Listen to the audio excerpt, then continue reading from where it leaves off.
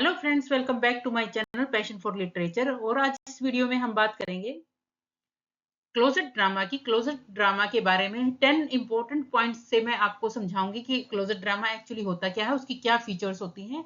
सबसे पहले closet drama की अगर डेफिनेशन की बात की जाए तो क्लोजेट ड्रामा एक प्ले होता है जो कि लिखा जाता है पढ़ने के लिए, ना कि वो परफॉर्म करने के लिए होता है स्टेज पे। यानी उस ड्रामा को स्टेज पे परफॉर्म नहीं किया जाता, सिर्फ वो पढ़ने के लिए होता है। उसको क्लोजेट ड्रामा कहा जाता है। अगर इसके नाम की बात की जाए कि क्लोजेट ड्रामा जो है, इसका नाम का ओरिजिन कहाँ से हुआ, तो क्लोजेट मीन्स होता है प्राइवेट स्टडी। यानी जब आप अकेले बैठ के रूम में पढ़ते हो तो वहां से ये क्लोजेट ड्रामा आया है।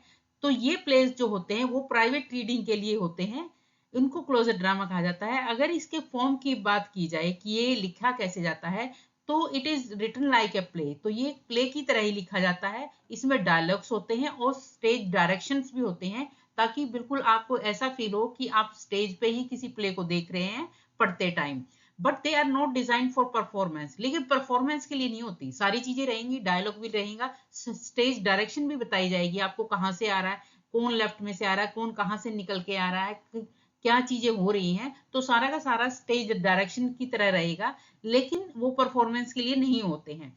इनका पर्पस क्या था? इनका पर्पस था कि जो साइकोलॉजिकल, पॉलिटिकल और मोरल मोरल आइडियाज थे, जो कि स्टेज पे दिखाना उस टाइम पे बहुत ज्यादा डिफिकल्ट होता था। कि कुछ आइडियाज ऐसे होते थे जो जो फिलोसफिकल, जिनका व्यू था पॉलिटिकल थे। यानी किसी के जो राइटर्स होते थे, अगर वो कुछ ऐसा टॉपिक उठा रहे थे जो कि वो स्टेज पे नहीं दिखा सकते थे, तो उसके लिए इन्होंने जो है ये नई फॉर्म जो है इन्वेंट की क्लोजेट ड्रामा की। क्योंकि इनको स्टेज पे परफॉर्म नहीं करना था, तो सिर्फ रीडिंग के लिए ही इन्होंने बनाया। अगर इसके लैंग्वेज की बात की जाए तो लैंग्वेज इनकी पोएटिक होती थी, बहुत ज्यादा इलेबोरेट होती थी, व्याख्या की जाती थी, और इंटेलेक्चुअल स्टाइल होता था, और जो कि रीड करने के लिए बहुत ज्यादा सही होता था। तो ये सारी इसकी लैंग्वेज होती थी। अगर इसके नेक्स्ट पॉइंट की बात करी जाए, अगर हिस्ट्री की बात की जाए, तो ये पॉपुलर हुए थे रेनेसा से लेके, रेनेसा में जो है 17 टू 19 सेंचुरी तक ये फेमस हुए थे। क्योंकि उस टाइम पे रीजन क्या था पॉपुलर होने का? क्योंकि उस टाइम पे जो थिएटर्स थे उनको रिस्ट्रिक्ट कर दिया गया था, उसको क्लोज कर दिया गया था। तो कोई और रास्ता नहीं था कि प्लेस को क्या किया जाए, परफॉर्म तो हो नहीं सकते थे स्टेज पे। तो ये नई टेक्निक निकाली कि इनको सिर्फ रीड किया जा सके। यानी प्लेस जो है वो परफॉर्म नहीं किए जाएंगे, लेकिन उनको पढ़ा तो जाएगा। तो इस टाइप से इसलिए इनको लिखा गया। अगर उसके उस टाइम के फेमस राइटर्स की बात की जिन्होंने क्लोजेट ड्रामा लिखा, तो सबसे पहले जॉन मिल्टन का नाम आता है, जिनका सैमसन एग्नोसिस, लॉर्ड बायरन, गोथ और मैरी शेली ये फेमस राइटर्स थे क्लोजेट ड्रामा के। अगर एक और इम्पोर्टेंट रीजन था क्लोजेट ड्रामा का, कि उस टाइम पे 17 और 18 सेंचुरी के टाइम पे जो वीमेन थी उनको अलाउड नहीं किया जाता कि वो जो पब्लिक थिएटर्स थे उसमें पार्टिसिपेट करे। यानी फीमेल को किसी तरह से भी थिएटर्स में जो है, पब्लिक थिएटर्स के अंदर अलाउ नहीं किया जाता कि परफॉर्मेंस के लिए। तो इसलिए बहुत सारी जो वीमेन राइटर्स थी उन्होंने क्लोजेट ड्रामा लिखा, ताकि उनके जो प्लेस होते हैं उनको परफॉर्म ना किया जाए, लेकिन उनको पढ़ा जाए। तो इसलिए जो है ये इसलिए भी फेमस हुए। अगर इसकी थीम्स की बात की जाए तो उसके टाइम ये जो क्लोजेट ड्रामा थी, जो इनकी थीम्स होती थी वो बहुत ज्यादा सीरियस होती थी। और इनके सब्जेक्ट्स होते थे जैसे रिलीजन हो गया, रेवोल्यूशन हो गया, फ्रीडम हो गया और ह्यूमन स्ट्रगल्स हो गए। यानी मोस्टली ऐसे टॉपिक्स थे जिनको उस टाइम पे स्टेज पे परफॉर्म करना इजी नहीं होता था। ऐसे टॉपिक्स उठाए जाते थे कि जिन पे ये लगता था कि इनको बैन कर देंगे या इनको हटा देंगे या सेंसरशिप लग जाएगी इनके ऊपर। तो ऐसे टॉपिक्स उठाए जाते थे क्योंकि वो रीडिंग के लिए होते थे, तो इसलिए। उसके बाद जो है, अगर इसमें बात की जाए कि ये जो लिटरेचर के अंदर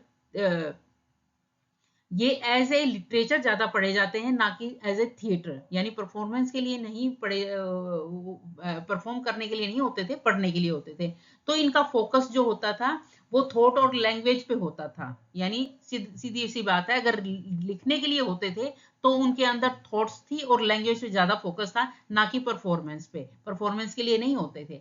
अगर इसकी टोटल ओवरऑल समरी की बात करें तो क्लोजेट ड्रामा जो था वो राइटर्स को अलाउ करता था कि वो ऐसे थीम्स उठाए, ऐसे टॉपिक्स उठाए जो कि बोल्ड होते थे, यानी जो उस टाइम पे स्टेज पे परफॉर्म करने के लिए नहीं थे, ऐसे जिनको परफॉर्म नहीं कर सकते थे, ऐसे टॉपिक उन्होंने उठाए, इमेजिनेटिव उठाए और ऐसी थीम्स उठाई जो कि मना की जाती थी कि भाई ऐसी थीम्स जो है वो आप नहीं उठा सकते, ऐसे थीम्स को परफॉर्म नहीं कर सकते, ऐसे टॉपिक्स को परफॉर्म नहीं कर सकते स्टेज पे।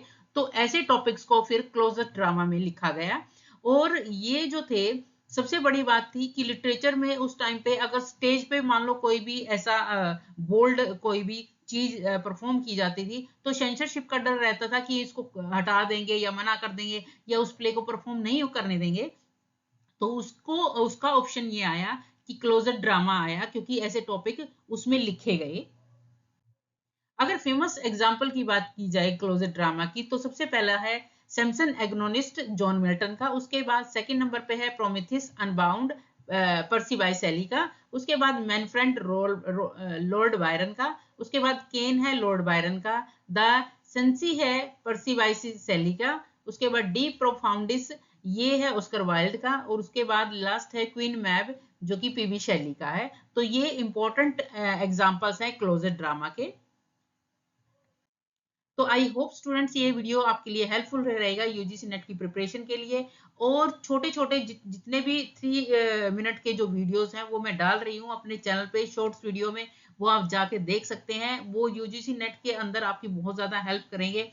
हर एक पॉइंट से छोटे जो भी है, कॉमेडी के टाइप है, ट्रेजिडी के टाइप है, सारे के सारे मैं डालने लग रही हूँ, तो वो जाके आप देख सकते हैं। और प्लीज़ मेरे चैनल को लाइक कीजिए, शेयर कीजिए, सब्सक्राइब कर दीजिए। Thank you.